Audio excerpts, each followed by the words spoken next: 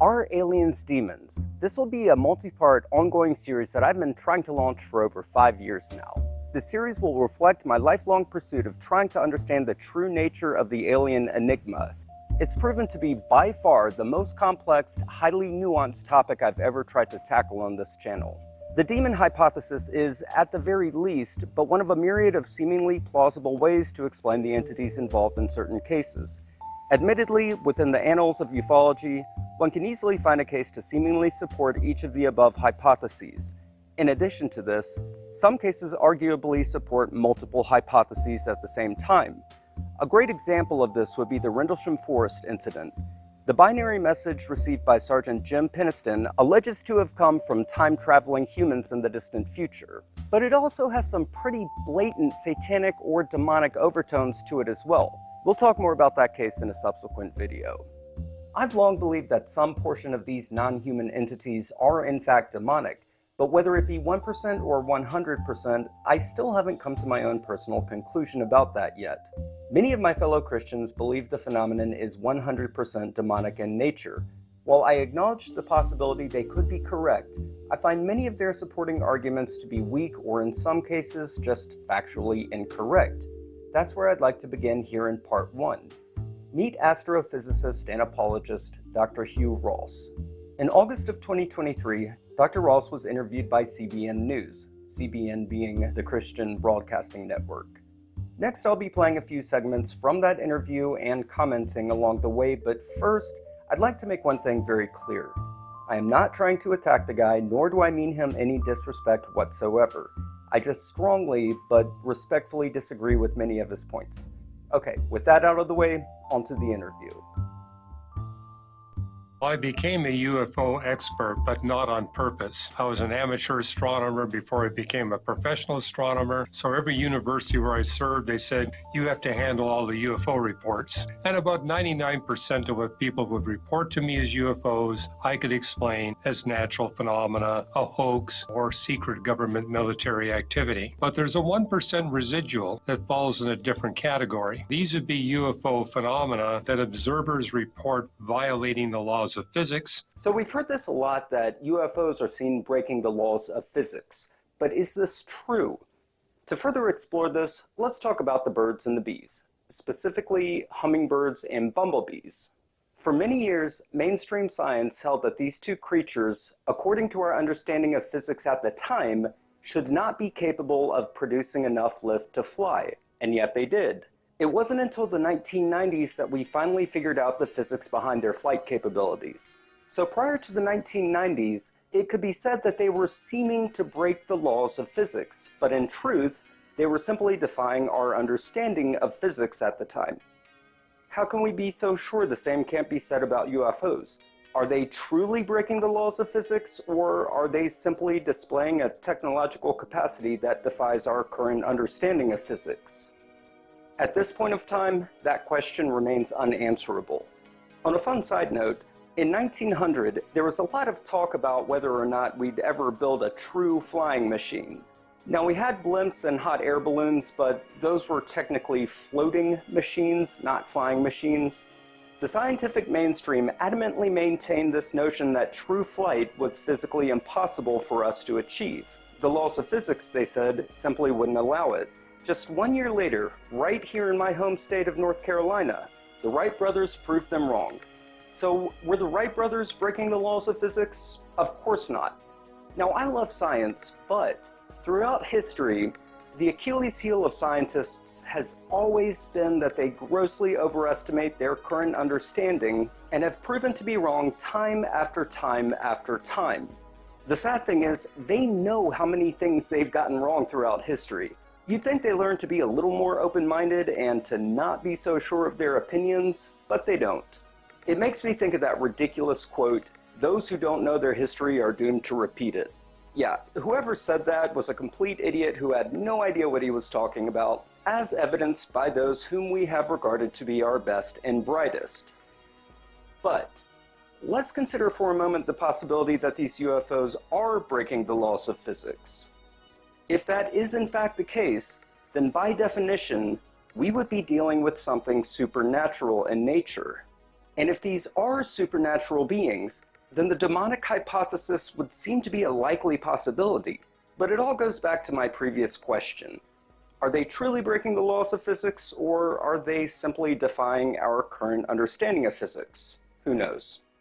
God created two different species of intelligent life, one that's constrained by the physics of the universe and one that is not. And we're talking about humans that are indeed constrained by the dimensions and laws of physics of the universe, and angels who are not. And these angels live in a different dimensional realm, but God has given them the power to come in temporarily into our realm. So I think that's where that 1% residual falls. And some of the strongest evidence for that is that where you got multiple observers tracking a UFO going through the atmosphere, but the observers never record the occurrence of a sonic boom or a heat friction trail behind the UFO. If it was a physical object, you would get a sonic boom. You would get a heat friction trail.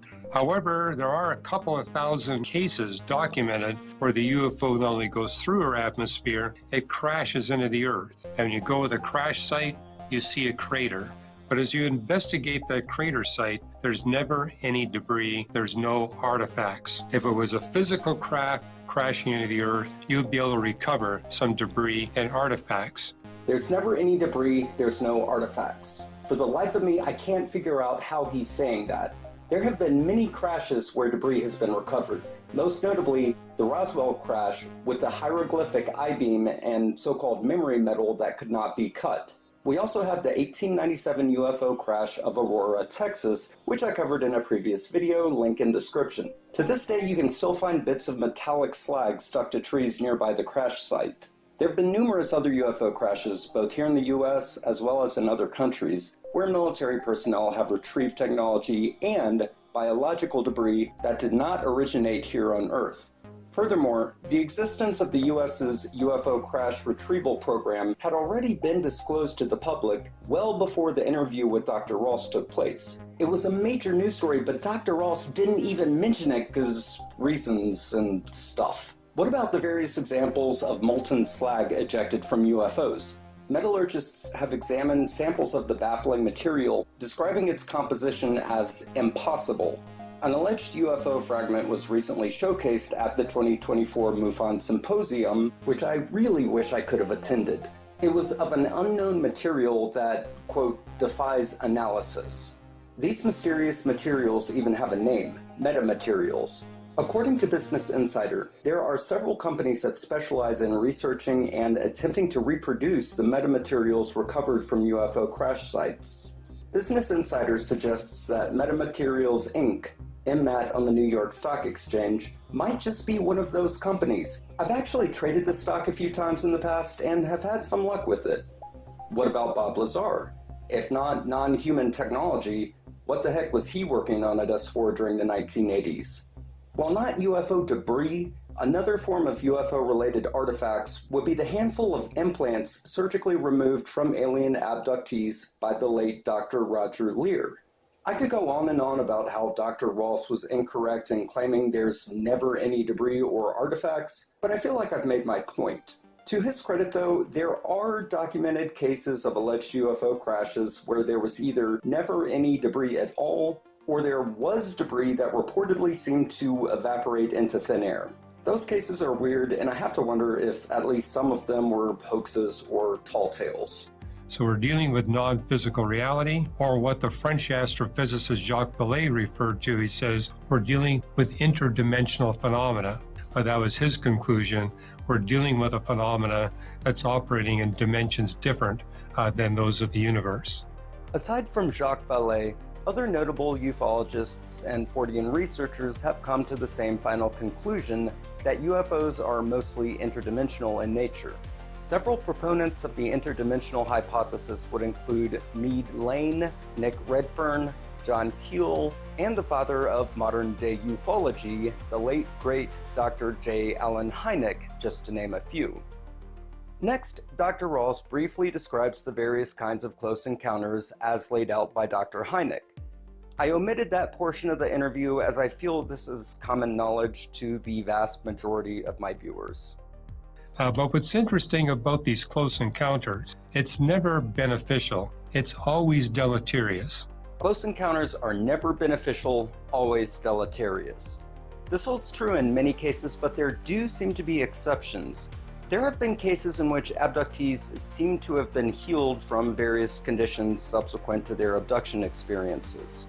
These individuals would no doubt disagree with Dr. Ross's assertion here. There have also been wartime cases in which soldiers' lives have been saved by the intervening of unidentified craft. Furthermore, there have been a small handful of so-called friendship cases throughout history where the human contactees claim their lives have been greatly enriched by their contact experiences. I've covered a few of these cases in the past, and the links to those videos can be found in the description. The best you're going to come away from with one of these encounters is recurring terrifying nightmares. Worst case scenario, you get killed. Worst case scenario, you get killed. There have been a few documented cases of this happening. Lamont and I covered a few of these cases in a video titled Alien Abductions Gone Bad. As you've probably guessed, you can find the link to that video down in the description as well, and I highly recommend checking it out. But there's also evidence that there's deception involved in these encounters. In fact, if you go back 100 years ago, they were saying they were from the backside of the moon. What he failed to mention were the myriad of artificial structures on the moon that we, mankind, did not put there. This is fairly common knowledge within the UFO community, and there have been some incredible documentaries about this. The backside of the moon is littered with artificial structures, and many believe these structures are alien outposts of sorts. So with these aliens saying that they were from the moon, they may have come directly from the moon, but they probably did not originate there. But when the public became educated enough to realize that's not credible, they changed their story and said, well, we're from Venus. There are some pretty interesting artificial looking things on Venus as well. And given sufficient resources and sufficient technology, it's not inconceivable that there could be intelligent life living underground. And people realized how hot it is on the surface of Venus. They said they were from Mars. Yep, lots and lots of weird stuff there too. Many believe that there was at one point of time an intelligent civilization living on the surface of Mars. And if true, then some planetary-wide cataclysm either wiped out all the life or forced the inhabitants to move underground. Heck, we're pretty close to putting an outpost on Mars now, and that probably will happen in this century. Well, now they're claiming to be from another planetary system. So the fact that they keep changing their story. So that'll be where we'll pick up on part 2. But first, a few special thanks. First of all, thank you so much, Mike and Gina, for this awesome shirt that y'all sent me. I'll show y'all the front and the back. I freaking love this shirt. This was such a great gift. Thank you. And look at that. They nailed the font too. Also, special thanks to activity accounts for the wonderful birds and the bees footage. Everyone, please check out his channel. Let's help him grow. He does a lot of really, really great natural related videos. And if you have trouble sleeping like I do, a few of his videos are great. There's a long one with just a bunch of crickets and frogs, and it's great to sleep too. Special thanks to INTERPLAIN for the awesome tunes. You can find the links to all of his sites down in the description, including his YouTube channel. And last but not least, thank you for watching this video. We'll see you soon.